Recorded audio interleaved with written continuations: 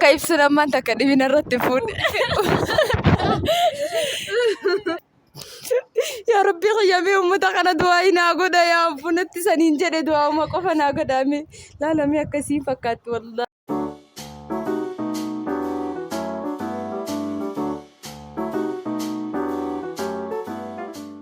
السلام عليكم ورحمة الله وبركاته. هاي جايسة كم نقافك أبداني جرتاني فيديو براتين تبيني دفني جرا كمين نفتستاني نقافة ياك أبداني الحمد لله رب العالمين نتنقى الحمد لله نجرا. say hi guys. Hi guys.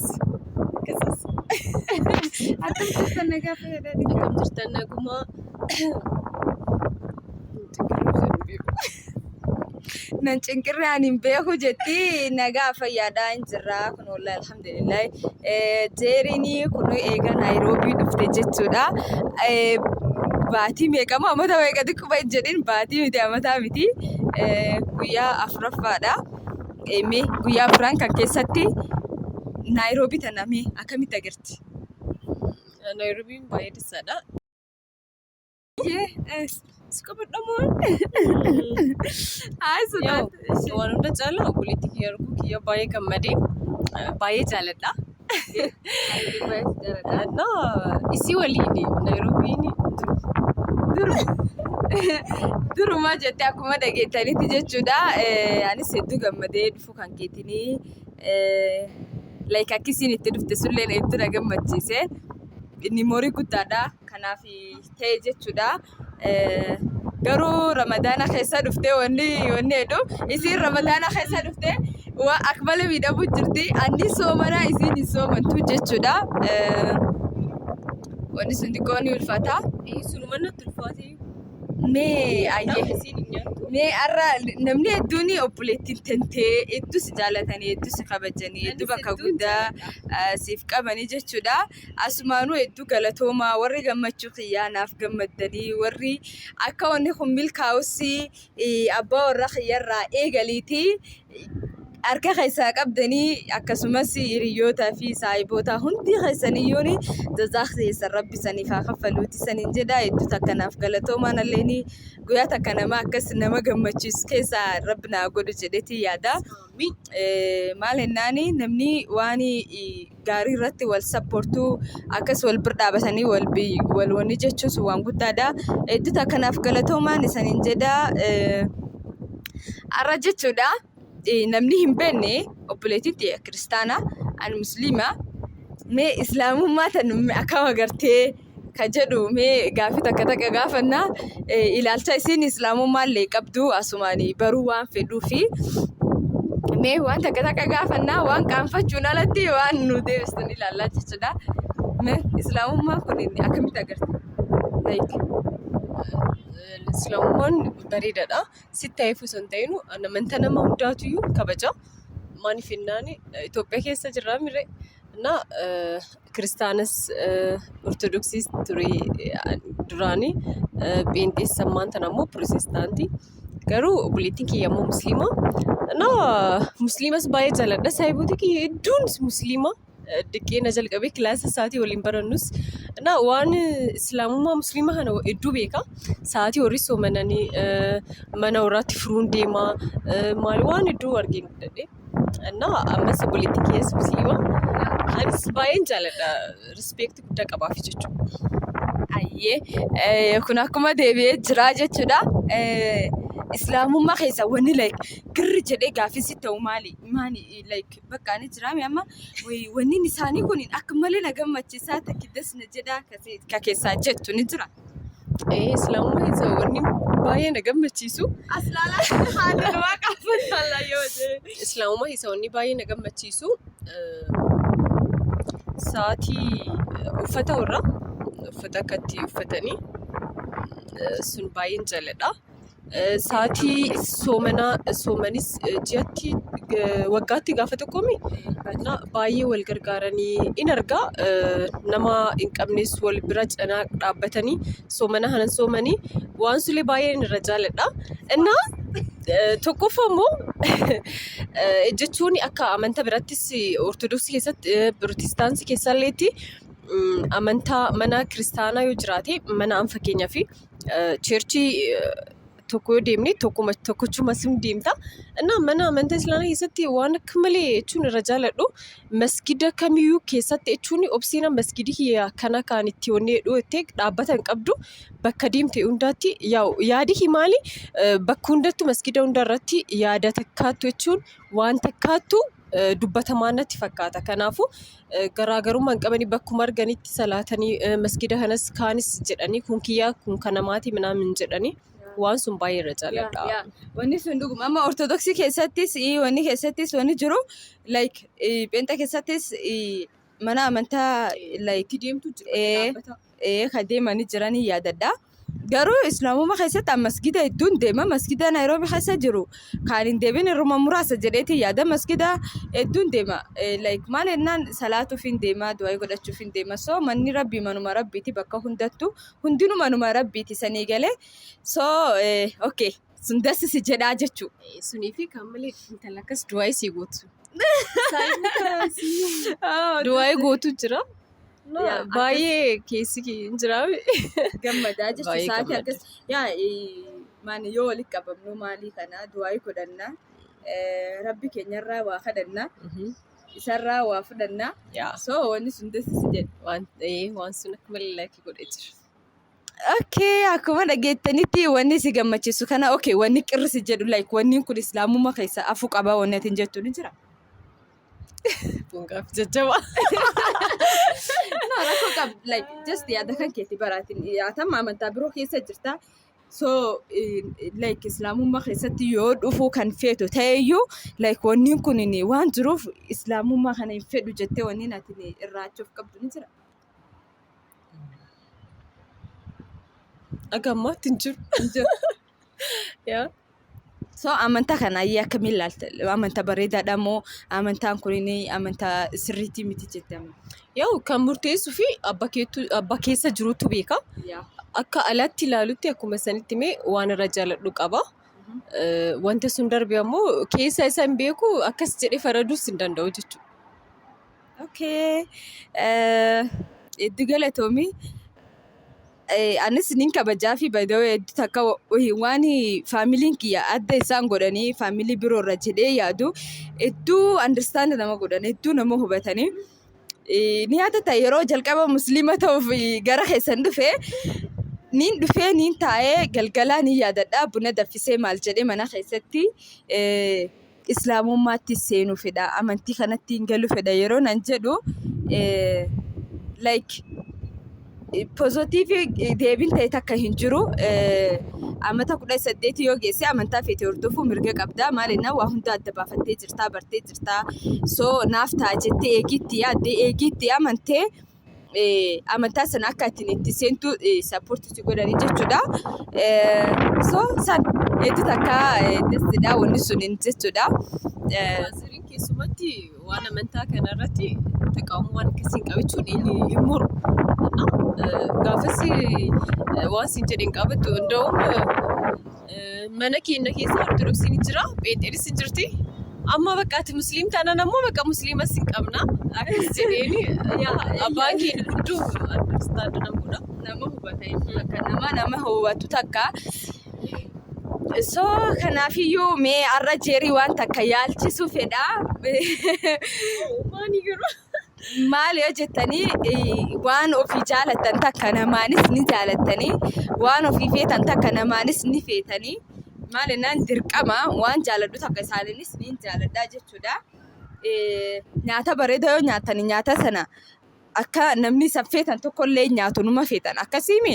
So akkasuma anis amantaa islaamaa kana hangaan itti seenee hangaan argee wallaahi alhamdulillah rabbil aalamiin amantaa hedduu jaaladhee hedduu osoo isii qofaa miti jechuun uummanni amantaa kana keessa hin jirre hundinuu sila amantaa kana dhufanii karaa kana deemanii hedduu takkaan gammadaa jechuudha. So mee saatii quraan faasii qara'u maal jedhu sana maaltu si dhaga'ama? Quraana naa qaraati. Dhugaa dubbachuu fi jechuun quraan akkas qabattee jechuun hin baratti jedhee yaadne garuu quraan naa qaraa turte. እና ወሩማ መስጊደ keessatti መስጊዲ ባይዘዌ ወላሂ ነቤት አቺትና ዳጊና ዋወሪ ጀደን መስጊዳ ፊ ቸርችንስ ወሉም ጭና ጅራ መንኬነት እንዲያታ ዋን ጉያ ጉማታ ጀደን ዋኑ እንዳይኑ ዳጋ እና አኩም ወረሱና ጀቴና ያብሰዴ ያው ነሚቱ ነሚ ሁንዱምቱ አመንታ ኬሰ ጅሩ ኬሰቲ ጀባቴ ዳበቹ ቀባይዴ ያዳ ከናፉ አክመሌ ነገመቺሴ ጅራ ጀቹ amantaa takkas bitanuki addunyaa jala deemu dhabuun kiyyasus gammachiise baay'ee nagammachisi waan dagadhee baay'ee reefu qabne waan islaamummaa keessaa kun maaliif taate gaafina ta'u tokko qabadhe yaadattee jechuudha. Okay, amma fakkeenyaaf jaarsii sa'aatii jechuun amma ibsaan si fuudhemi amma soo nama bira fuudhu baate dasneedha. Garuu islaamummaa keessatti akka dhagayetti nama torba fuudhuu danda'anii ani hin beeku akkas naan jedhani jechuun waan hin dhagaye hin beeku. Soo akka ibsu namaan takka dhibina irratti fuudhe. Okay, jechuun isaan beektee akka shariyaan ayyamtuun jira beektee waan takka amma ibsaan asirratti anasitti fuudhee asumatti deemmoo jaartii biroo fuudhu akkasii osoo hin taane ulaagaalee jaartii afur akka inni itti fuudhu hayyamaniitu jira siigalee ulaagaalee sana yoo ka guutu ta'e anarraallee omaa hin hirdhatu siigalee haqa kiyyaaf kanama sana eegii walii hin dhiibini sun omaa rakkoo hin qabu garuu eegii anaafisii walqixatti hin laallee ta'e dagmoo sana inni nu irraa gaafatamaa jechuudha. So qabu inni fuudhu qabu. Qabu dhageessanii gurri kan calawu. Alaabaa ta'ee islaamummaatti rabbi si fidee inshallah akkasi fidu abdii guddaan qaba. Yoo islaamummaan dhufte. So guys akkuma agartaniin ilaalchi jeerinii amantaa keenyaaf qabdu kana fakkaataa jechuudha. So amma jechuudha. Wata kaaniin qopheesseef jira jechuudha. Waan qopheesseef san surpriseidha.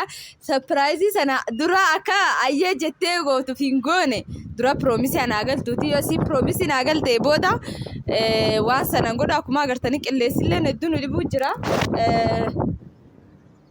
So waan sana naa godhuudhaaf waadanaaf senta. Maali garuu? Jechuun inshallah jechuun akkam akka jirtu waan laalu fedhuufin.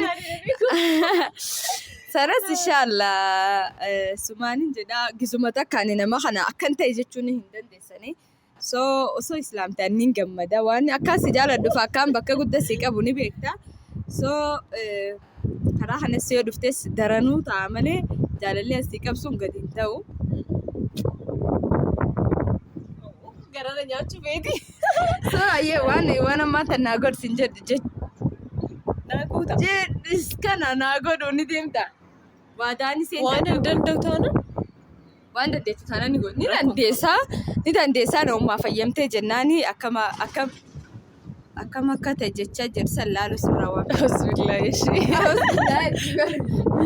Wallahi amma tabana keessa deemtu wallahi amma osoo hin taane manuma sa'aatii achi jirtuyyuu hiriyoonni isii hedduun waan akkas jiraniif naada waltifa soomana hin furre naan jette Itoophiyaa fi Keeniyaa walqixa hin furtu soomana isaanitti qishuun duraa furaa jechuudha.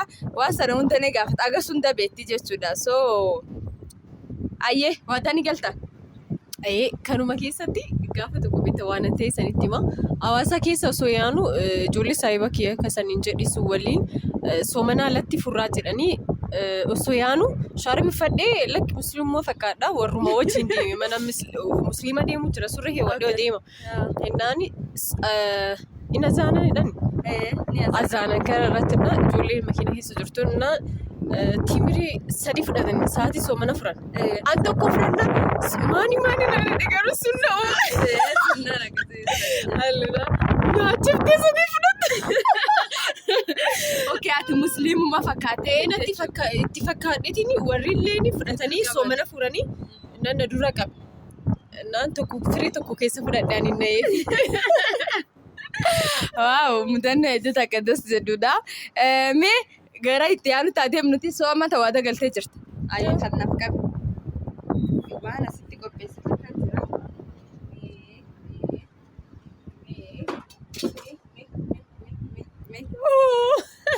Ijaaba kana uffattee akkam akka jirtu laaluufidha. Akkam irraa bareedaa moo irraa jechuun nama hunda isaanii bareedaa innoo beekaa sattarachuun nama hunda irraa nama caala nama bareechaa jechuudha. So mee yoo ijaaba uffatte akkam akka jirtu isaanillee immoo komeetii jala sappoorti naaf godhanii inshaallah yeroo xiqqoo keessatti jibbinnu gooneet islaamummaa keessatti inshaallah. Ayyaa maanta piroomisii seentee jirtu. Piroomisii diibuun ni danda'ama. Namshii ta'ee keewwachuu dandeessi. Ayi natti si uffisaaba. Yaa rabbii yaa. Asuma Rabbiin nama jaalatu hundayyuu ni tolchaa jechuun nama jaalatu. nan dhukkubsirre mataa Ayyee. kaza kailahaan ililaa guuta. Allaya. Dhukkubarisuu jirtu fakkaata.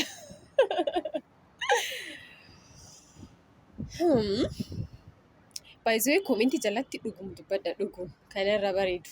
Reefuna argitaniimi? Obsee qofa hin deeggarina yaa.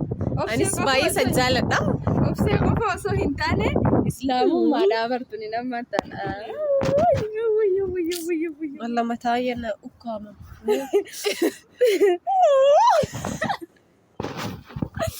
Wai haasirri subbisa eegniin sa'aatiin obsa qabaadhu fa'a. Maazariin akkana deemnan tureenuma jette baruma.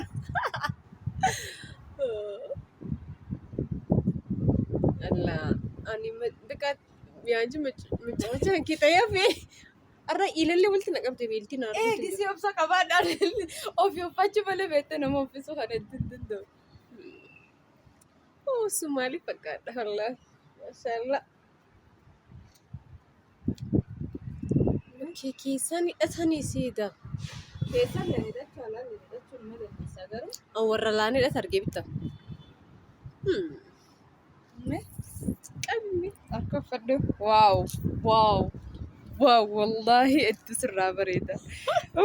Wayyaa buleetti yaa rabbiin gara diina kana si yaafituuti yaa buleetti. Amiin jedhe. Amiin jedhe. Alam laalu jiree. Jaalatte? Bareedni. Harkiyees Qabay. harki kana. Bareedne? Waaw. Wallaahi viidiyoo caala demmoo yoo lafatti argitan maashaallah wallaahi billahi ilaalame.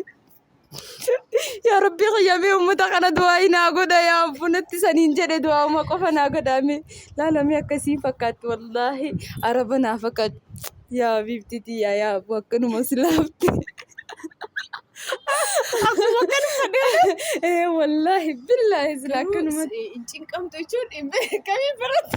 Inni ulfaatamee inni ulfaatu garuu wallaahi jechuun akkam bakka yoo of cufte hedduu takka kabajaa qabdaa. Hedduu takka namni kabajaa siif qabaa. Jechuun uffata keessan kanarraa baay'ee jaalladha. Garuu namuu dhiqeenya kiyarra kaasee. Yaa isin by the way ani duraanumayyuu irraayyuu islaana kana hedduun jaalladha ni beekti isiinuu islaama kana hedduun jaalladha. Yaa masgida keessa hunda taayitiin oorenjii yeroo ramadaana gurgurachuu ture. Achi keessa seeneetiin Allahu Akbar jedhanii keelii takka biri takkaan gurgurachuu ture. Like Dhugaatii seentii baay'ee. hedduu Oranjii baxaaxee deemtee gurguratti. guyyaa imteella na tumsiiste ni qabdi. Inee tumsiise baay'ee. Wallaahi mee maashaallah jedhaati. Koomenti jalatti naaf katabaa isaniin jedhaa gaayis hedduu takkaan gammadee yaa rabbi xiyyaa akkanumatti waliin nu bareecha akkana bareechite akkana jaalatte akkana filatte akka karaa hankeerraan na fidatte kanatti. Jaarul maali? Obboleeyyan tiyyallee akkasuma maatii kiyya guutuu yaa rabbi kiyya akka karaa kanan naa fiddu abdii guddaa sirraa qaba. Hanga ammaatti illee wallahi rabbi kiyyarraa waa takka kadhadhee hin dhabne alhamdulillahi rabbil aalamiin. Tanas xiqqoon immoo turti malee akkasiin taatu numaan beekaa inshaallah. So gaayis ilaalchi namni takka jechuun koomentii takka yoon ilaalu akkasiin kabajaa islaamummaa hin qabne mee bijettanii yoo hayaadan ta'e akkasiin ilaalchisiin amantaa musliimaatii fi yookaan takki amantaa keenyaa qabdu kana akka isan bartan waan fedheefin akkasuma barnoota isanii ta'a jedhee waan yaadeefin isanii fidee dhufee jechuudha. Iddoo takka galatooma waan nu hordoftaniif waan nu jaallattaniif illee iddoo takka galatadha. Akkasuma immoo koomentii jalatti mee itti naafatamaan isaniin jedha yaa obboleetti biyya tana akkamitti akka naaf simattanii akkamitti akka fituu qabnu koomentii jalatti qac naa godha sanii jedha. Fakkii baay'ee jaaladha. Yeroo siin piraankina gootus waan isanii koomentii jalatti barreessitan beekanna hedduun isan jaaladha. Baay'ee isan kabajaa naa jiraadha. So guys, like, share, subscribe gochuu hin dagatinaa isaniin jenna hedduu san jaalan hanga viidiyoo biraatiin walitti deebinutti. Assalaamu alaikum wa rahmatullahi wa barakaatuh. Oh, mashallah.